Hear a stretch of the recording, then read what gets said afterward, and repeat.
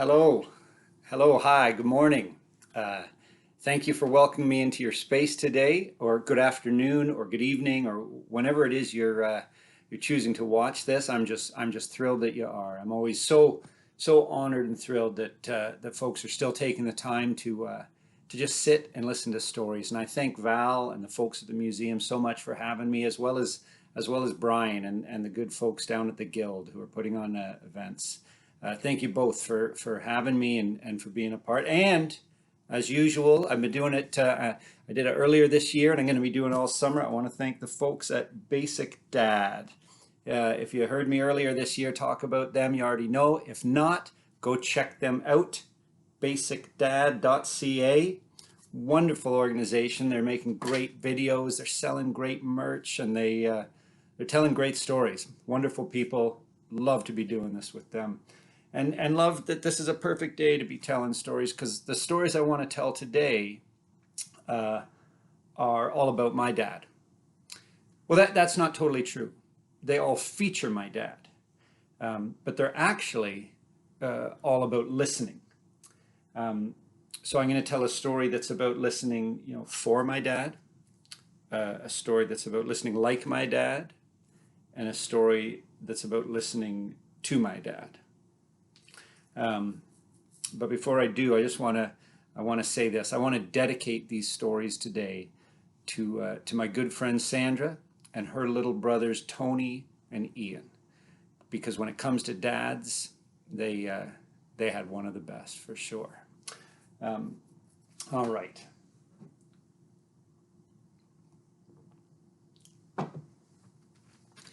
So my grandfather came to Canada from Scotland in 1921, we think. He worked at Canada Packers, at the meat packers, for about 4 years before he could afford to send away for his beloved wee Susan. And she arrived, and they were married within a year and raised 4 kids in East York, in the East End of Toronto. Now, my grandfather was not a big man, but his was the firmest handshake I've ever experienced, right till the very end.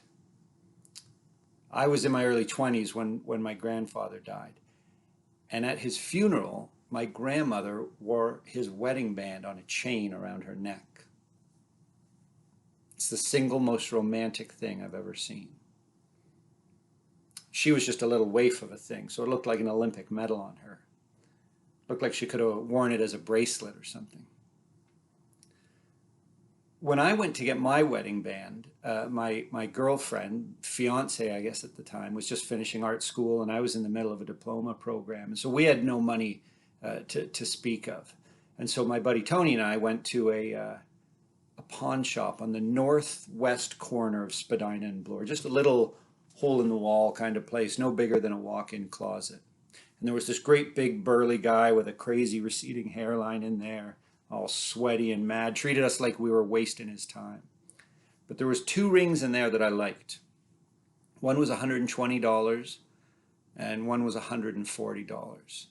So I pulled a crisp $100 bill out of my wallet, and right in front of Wet, Mad, and Bald, I said, here, Tony, see if you can talk him down for one of those 2. And I handed him the $100 bill, and then I went and waited outside on the sidewalk.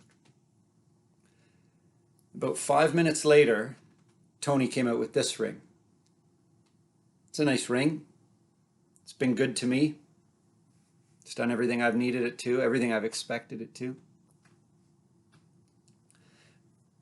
When my grandmother died, my father got that ring. Now, my dad was a big man. I'm sure he could have worn it on one of his fingers. But he chose to wear it on a ring, or on a chain around his neck. I always thought that was pretty cool. I always thought he was pretty cool. My wife Sylvia figures she should have bought me my wedding band, instead of my buddy Tony. So a few years ago, on our wedding anniversary, she got me a ring for the ring finger on my right hand. A real beautiful thick band with 2 grooves in it. A real nice piece of jewelry. So I was out one night with a few friends just for cheap laughs, and And on the way home, we stopped to throw snowballs at a flashing traffic light, which I still justify as completely normal behavior for middle-aged men. And in my follow through, which is, I mean, it's technically very sound. It's practically perfect. In my follow through, the ring went flying off my hand and into a snowbank. Now, one of the few things I know for sure is that the loss of anniversary jewelry is one of the times you can justify a full-on panic. So it's about 1 a.m. and it's me and a high school teacher and an emergency room doctor and a university professor, and we're all digging frantically through the snowbank looking for my ring. I felt like I was 15 years old again, going through the couch in my parents' basement for loose change so I could take Sue Matichuk to see Top Gun. Now, we never did find that ring. And as soon as I got home, I woke up my wife and told her all about it and what had happened, to avoid any further complications. Now, she must have told her friend Sarah about it, because the next day, walking her kids to preschool, she found that ring perched right up on the side of the snowbank. Incredible. I've lost that ring again. I know it's somewhere in my basement, somewhere buried deep under the costumes and weapons and books that my children have left there over the years. Man, I've looked everywhere for that ring. Couldn't find it. When my dad passed, we couldn't decide what to do with that ring. Didn't know who should get it. I didn't think I should get it. I didn't think I deserved it. It seemed like it would feel too prodigal or something. I thought it should go to my oldest brother, to my dad's firstborn, or to my other brother, and maybe someday he would use it as a wedding band. I know that if I did get it, I would have definitely worn it on a chain around my neck. Now, I don't have a good ending to this story. Nothing profound or poetic. And that's the way I like it. Because sometimes I like stories that don't have a good ending. Like that ring, I like stories that just keep on going. Thanks for listening.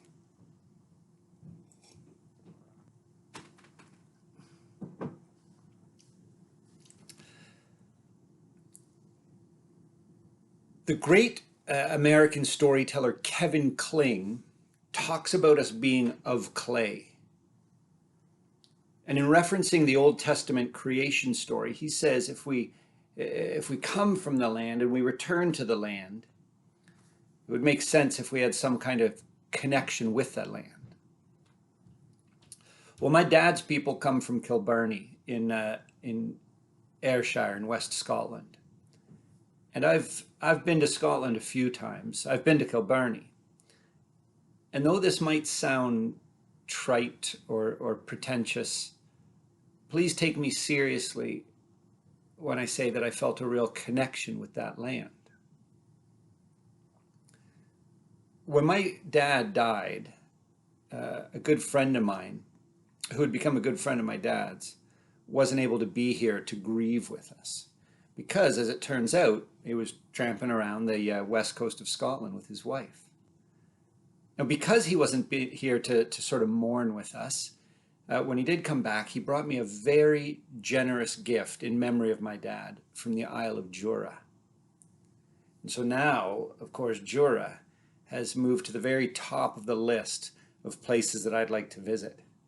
It's this tiny little island off the west coast of Scotland. There's only like 300 people there. But it's absolutely packed full with myth and legend and lore. As a matter of fact, as recently as 100 years ago, when a Jurak died, they weren't allowed to be buried there on the island because the Church of England, in their wisdom, decided that it wasn't sacred, that it wasn't holy ground, and that they would have to be taken off to the mainland or one of the bigger islands for a proper funeral. Well, the last time this happened, the friends and the family of the deceased had the body put in the box, and they hired a captain and crew and rented a ship, and they set sail for the mainland where they could have a proper funeral. But that body of water between the Western Islands and the mainland of Scotland can be wicked and wild. According to Celtic mythology, they say that's where the sea witch Carlin washes the kilts of the gods. And according to the stories, she can really stir it up. So their boat was being tossed around in there like a child's plaything, like a child's toy in the tub, and the sail ripped and the mast broke, and the body in the box was sliding all over the deck, and people were literally hanging on for their very lives until the captain decided that there had to be a burial at sea. And so he said a few words to the family, and he offered up a prayer, and he had the body in the box thrown overboard. And then he turned the ship around and fought the storm all the way back to the Isle of Jura. I can only imagine how happy they must have been, how relieved they must have been when they landed that day back on solid ground, back on terra firma. But their joy would have been matched only by their surprise when they realized that they weren't the first ones there that day, that the body in the box had washed up ahead of them, that it had returned to be buried at home. And the Church of England, recognizing this as an act of God, had it buried in the first of what's now a dozen beautiful little cemeteries that spot that magical little island. When my dad died, I bought kilt pins for my brothers and I to wear at the funeral.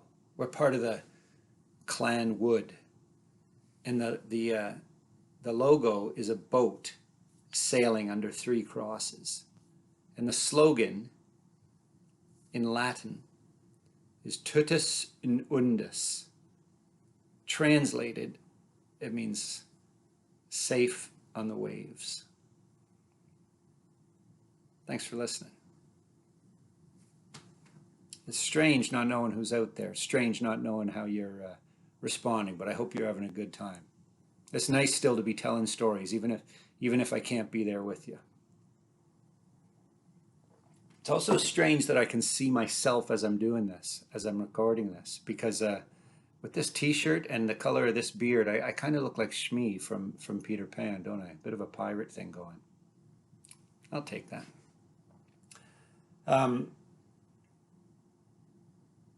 So my dad spent the last few months of his life last 3 months, I suppose, of his life in a palliative care bed in a long-term care facility.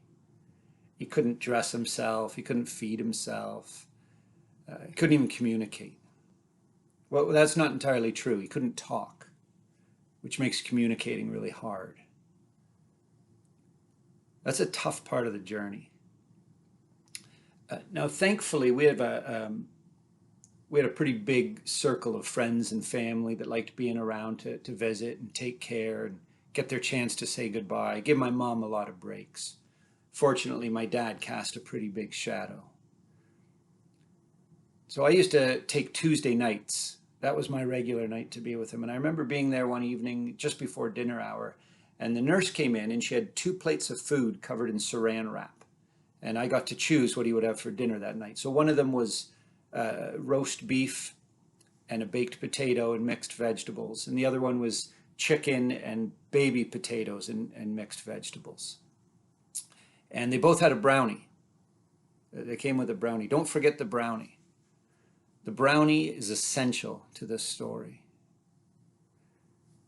Well, I picked the roast beef. My dad was always a roast beef kind of guy. And so she went back down the hall towards the kitchen. I assumed she was going to heat them up in the microwave. But it turns out what she was going to do was to go run them through the blender, through the food processor, so that they were easier to ingest and digest and that sort of thing. So I hear her coming back down the hall, and I'm expecting to see a dinner that looks like a hot Sunday roast. But what she brought looked more like Taco Tuesday, right? Because now the beef looked like refried beans, and the mixed vegetables looked more like guacamole. And she said to me, "Make sure he eats all the vegetables before he gets the brownie." And so I spent the next, oh, I don't know how long it was. It felt like an eternity. It had to be 45 minutes, close to an hour, trying to spoon feed him this meal. And he didn't want to have anything to do with it. He was smacking away my hand and pursing his lips and pulling his head back. It was like trying to spoon feed an infant that didn't want to eat. It was horrible. It was humiliating for both of us. Well, a couple days later, I was out with a buddy of mine, a guy who knew my dad and was quite interested in how he was doing and how he was being cared for and that sort of thing. And he knew I had been in to see him, and so he asked me how it went. And I told him all about the meal and how difficult it was and how hard it had been on me. And then he looked at me and he said, "No, you didn't." And I said, "I didn't what?" And he said, "You didn't have to feed him all those vegetables."